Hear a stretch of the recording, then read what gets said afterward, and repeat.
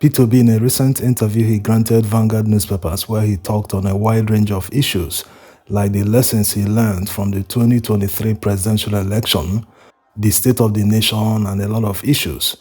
On the lessons he learned from the 2023 presidential election, he said, quote, "The biggest lesson is the fact that Nigerians are actually committed to good governance. They are not as complacent as people thought they were, because they, especially the youths, were actually committed to doing the right thing. That is why they came out in their numbers to participate in the elections." The second lesson is the realization that the leaders, most especially the elite class, are not actually interested in good governance, because you can classify the electoral empire as part of the elite class. The government, all of us, are not prepared to do the right thing, because if the elites are prepared to do the right thing, the result or the outcome of the election would have been different, unquote.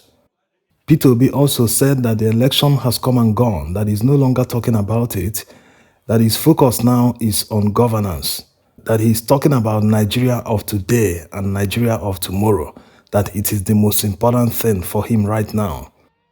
On whether he's satisfied with the Nigeria of today, how Nigeria is faring under the current administration, he said that it is evident that Nigerians are suffering more than they were in the past few months, that more Nigerians have been thrown into poverty. Many Nigerians don't know where their next cup of garri or their next loaf of bread will come from, whether they will even eat them today or tomorrow. So in summary, he said that the Nigeria of today is worse than the Nigeria of yesterday. Now, to where he threw the jab at Tinubu. Remember one time Tinubu said in Germany that he deserves to be in the Guinness Book of Records because of all the reforms he has implemented. To me, if you didn't mention me in the Guinness Book of Records, I will try to find a way to insert myself. P2B said that he might be right, that he deserves to be in the Guinness Book of Records because many people that are in the records were not put there because of altruistic reasons. So it depends. If he wants to be in the Guinness Book of Records for bringing the worst untold hardship on Nigerians, then he rightly deserves a place in the Guinness Book of Records. He added that all the reforms that Tinubu has implemented are not achieving anything that they are meant to achieve. The floating of the naira and the subsidy removal. When P2B was reminded that he himself, including Atiku Abubakar, promised to remove subsidy, he said that he agrees that petrol subsidy must be removed because it is no longer sustainable for Nigeria, but there should have been gains from the petrol subsidy removal. And the government said that they have been saving billions of naira from the subsidy removal, but there is no impact. No one can feel these savings that they claim to have been saving.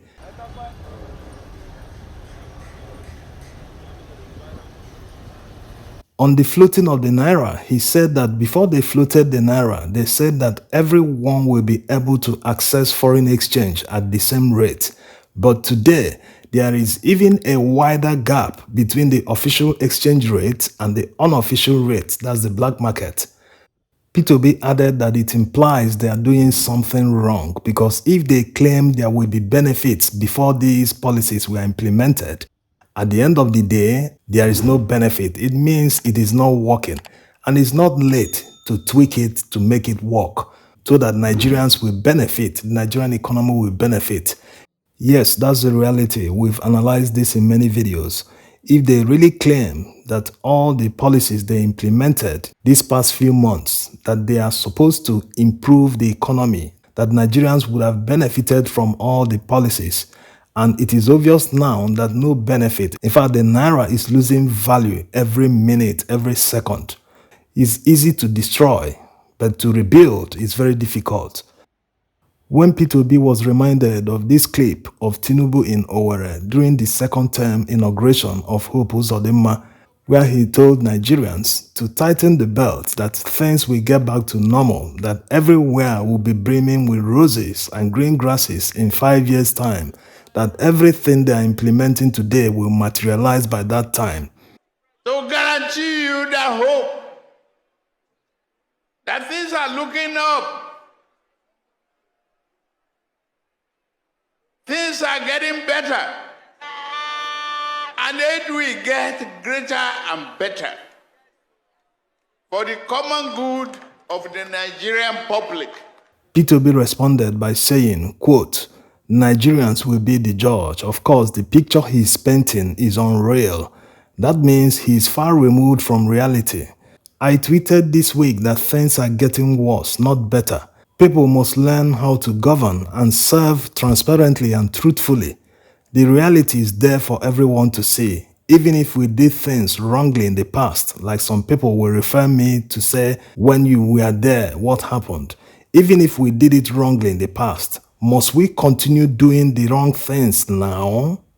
This is the reality that we live in. People in government will be celebrating, feasting all the time, and they tell the poor Nigerians to tighten their belts that it will be better for them in the future. How about now? You guys are celebrating now, Nigerians are living in poverty, and you tell them to wait while you guys are celebrating. It's not real. People are not deceived. You can't be telling others to be fasting while you're eating and people can see around you that you're celebrating, that you have more than enough. It doesn't work that way. If you truly want to convince Nigerians that things will be better in the future, you have to live the same life that Nigerians are living now. You have to be seen, reducing the cost of governance. National Assembly members can be spending 160 million naira on a vehicle for each of them, and you tell Nigerians to wait till tomorrow. They can't be throwing money around, renovating homes that no one lives in, and expect people to stomach everything when they can't even feed. If they really want to convince Nigerians, they should make sure they live the same lives Nigerians are living today. People in government mustn't be seen lavishing money. They must redirect all that money to priority projects that will lift people out of poverty, that will solve the critical infrastructure deficits that we have in Nigeria. If they do all this, then people can say, okay, after all, everyone is suffering it. We see politicians, they no longer move in long convoys. People will be able to see that they don't have a retinue of aides following them around when they are going on official projects. Governance is living by example. It must not be do as I say and not do as I do. In conclusion, P2B was asked that he is a champion of good governance. If Nigerians love good governance and they trooped out in their numbers to vote, why didn't they vote for him? He answered by saying that the world knows that people came out en masse and voted for him, but the elites manipulated the system using ethnicity, religion, tribalism, and all sorts of things. But there is hope because the scales are falling off people's eyes. They're able to see the difference. That the people that are calling someone tribalistic are worse than the people they accuse. After all, someone looked at Nigeria, a multi-ethnic country and multi-religious, and still chose Muslim ticket. The Sheikh, who is a Muslim, is already regretting why he supported the Muslim ticket. So he ended by asking the question, is any tribe immune to bad governance? The answer is no. When it's time for elections, the elites will come out and start playing the tribal game and religious game, and people will fall for it. He also frowned at the attitude of politicians who always want to join the ruling party after elections. He questioned why the system works that way in Nigeria. If people don't join the ruling party, why should they be ostracized? He compared it to America. Imagine telling people from a particular city that they must vote a particular party or they will be ostracized, that they will not benefit anything from the government. Thanks for watching.